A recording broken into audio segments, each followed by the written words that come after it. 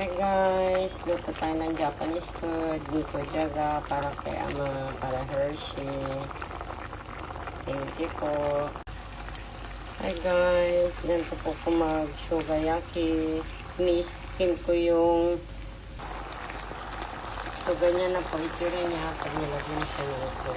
Yan po ang shogayaki. Thank you po. Hi guys, kain po tayo. Ito po ang dinner namin na mag-iina.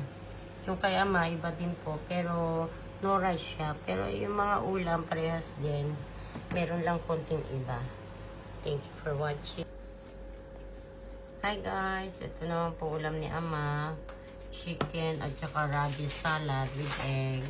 Tapos yan po yung shogayaki. Manipis lang po yan kaya yung color niya hindi ganun karami. At saka syempre, ito potato po. Nikujaga kung tawagin. Japanese food.